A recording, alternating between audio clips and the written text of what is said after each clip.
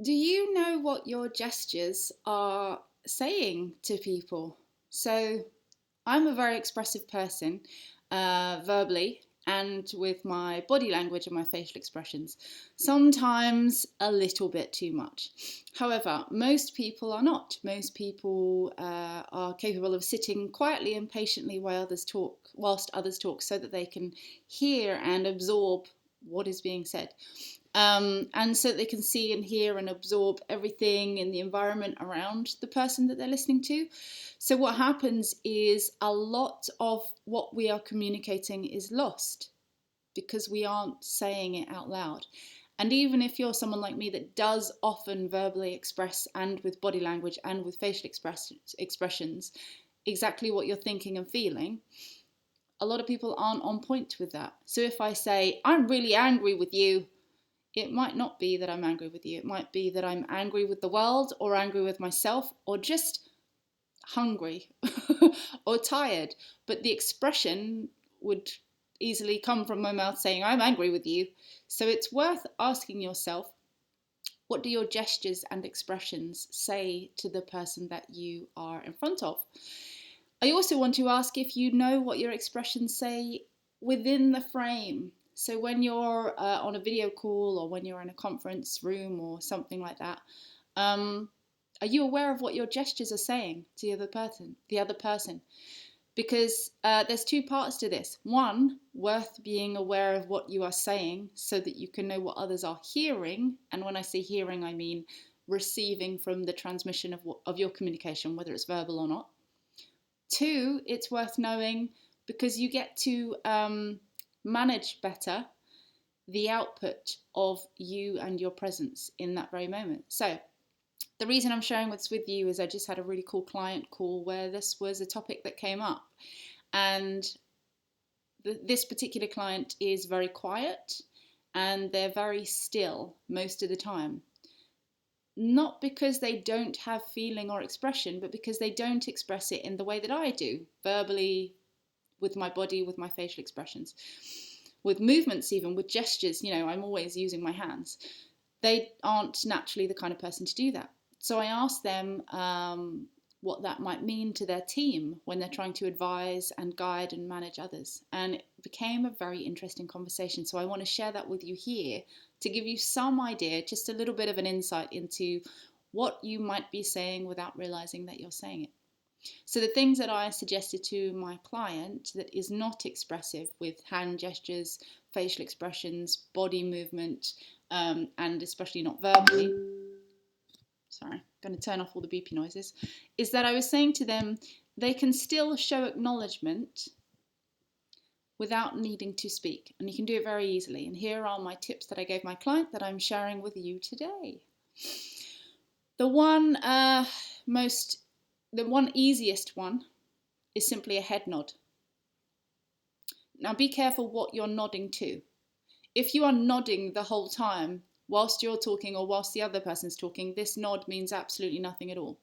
If you are stationary whilst the other person is talking, and then when they make a concluding point, then you nod, it's an expression that you have heard them. Now, beware, it does not mean that you agree with them, it means that you have heard them, which goes a long way with trust building and rapport.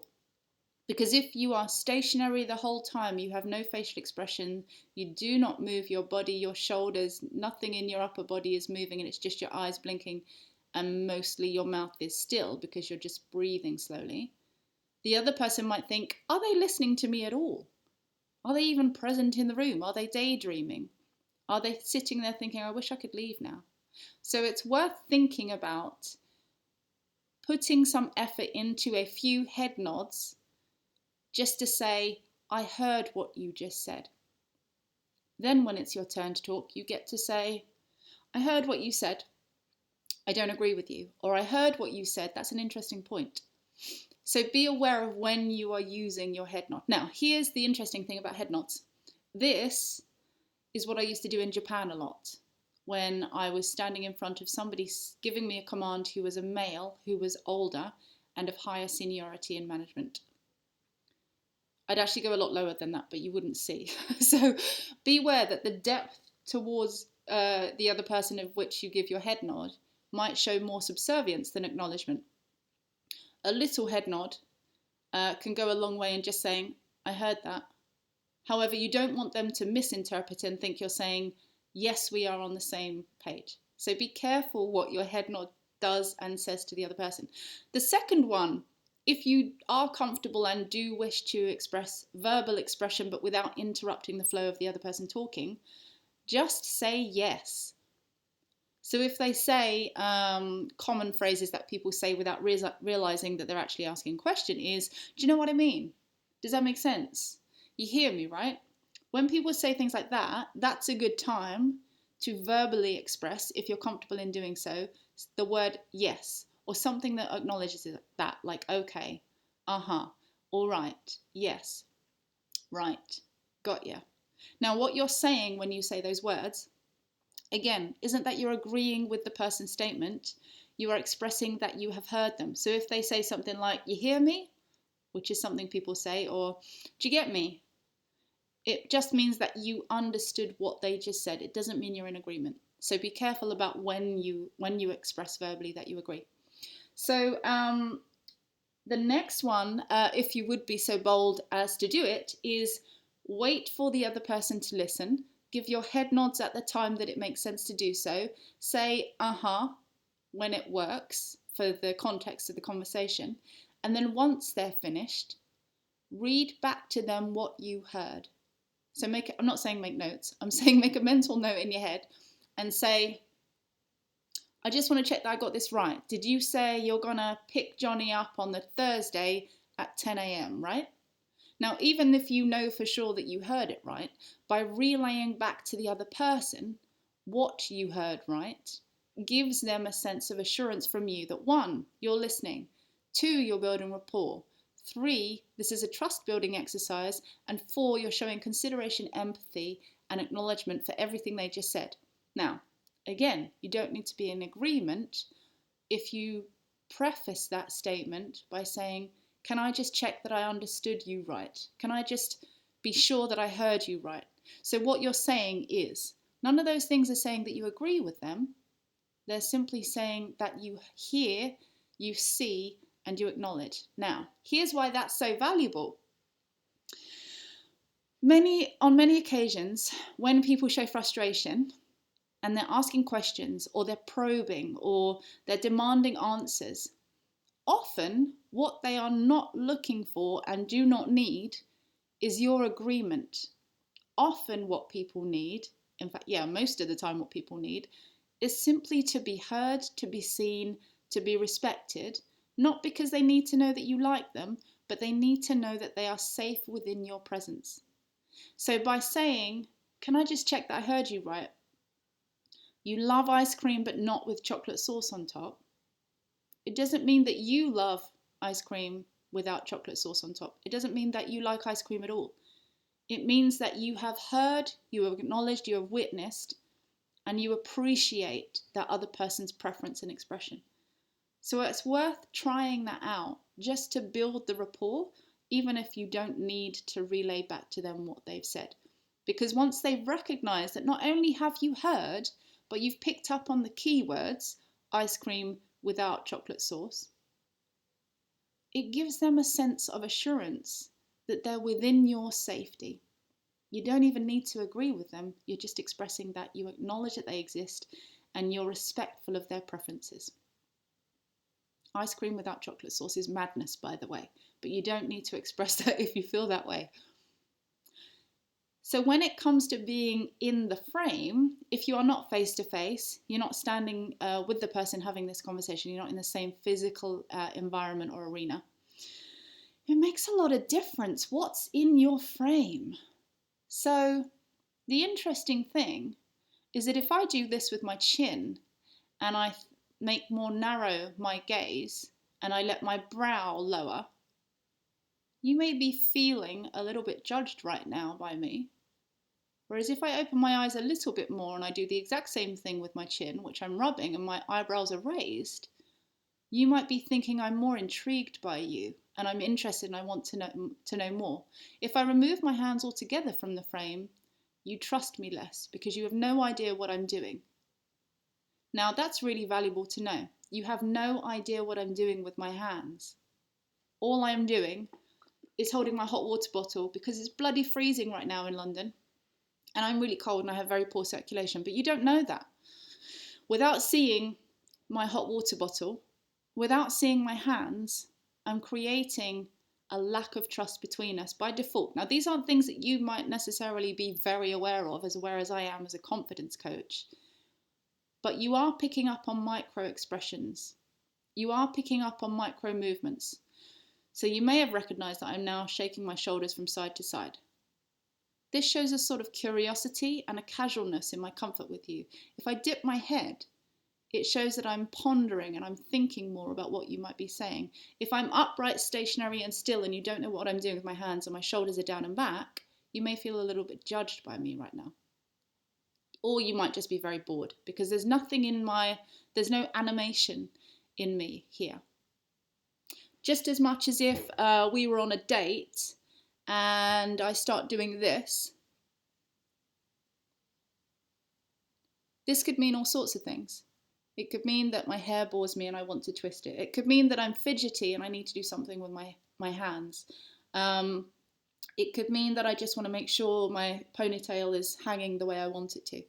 I'm going to have to put my hat back on because it's freezing. But if I use my hands to express a sign to you, it can go a long way. If we're on a date and I'm doing this with my hair, it's probably because I want to express my femininity to you and I want to be acknowledged. I want to be seen by you. So I'm making myself more apparent by being animated, by touching my own body. So it's worth thinking about when you're in the frame, what are you gaining or what is the other person gaining by showing yourself? So in this frame, what are you making of me now? This is me pondering. This is me wondering, but also slightly judging. This is me thinking and daydreaming about you whilst you're talking. Or this is me thinking and daydreaming about something that doesn't relate to you and you may have bored me and I might not be listening to you at all. This is me just being unattentive and rude. This is me being a bit too forceful with you. So think about when you're in the frame, because often what happens is we get comfortable with ourselves, but we forget what that means to others. So if I'm doing a lot with my hands, but the hands aren't in the frame, it just looks a bit confusing. And every now and then you see my hand come into the frame at the bottom because I tend to talk with my hands, but you're not gaining anything. You're not learning by that. So I might need to actually just bring them a bit higher so that I can express myself, create trust with you, because you can see I don't have any weapons. That's why we have open hands. From hundreds of years ago, we would show hands. We would show open hands. We would have looser sleeves to show that we're not hiding anything, because people used to hide swords in sleeves when they would meet people that they don't like. We don't do that anymore. But in evolutionary terms, it's something that we feel greater trust with someone when we can see they're not hiding anything. So I might need to, although it doesn't need to be done for me, within my frame, I might need to show you my hands to build trust with you on screen. I might need to, if I'm being animated, I might need to raise them higher than I would normally because I'm kind of slightly losing the circulation in my arms and my elbows. Normally I would hold them about here. When I talk with my hands, I tend to put them at this level because it's comfortable for me. But if I'm here in the frame, you don't know that I'm doing that. So I'm completely losing the benefit of what I'm trying to tell you with my hands. So it's worth thinking about these things to get a greater sense of what are your gestures saying to the person that you're in front of? What are your gestures saying to the person within the frame? Are you contemplating? Are you contemplating with a curious smile and slightly narrowed eyes? Or are you just judging and being condescending because you've moved forward, you dipped your head slightly and you aren't moving your eyes? There's no curiosity in my eyebrows. I'm just judging. What do your lips say when you're listening? Are they closed? Are they bored? Are they tight enough to show condescension? Are they open? Are you shocked? Because a lot of people have resting facial expressions like that. but you kind of just look like you're bored or you're uninterested or you're about to yawn. So even though it might be comfortable for you, it's worth asking, what does this, what does this, what does this say to other people? Definitely worth a thought, definitely worth picking up on what others are doing, what others are saying. So when I said others, you saw my eyebrows raise. It's worth picking up on what others are doing. That's a place of curiosity for me. What are others doing? There's a lot you can read and understand about me without me saying anything at all. Think about what your gestures might say to other people. Think how you can read other people's gestures to get a sense of what they are trying to tell you without expressing it. Hope that helps. Any questions, let me know. Tessa@quietconfidence.co.uk.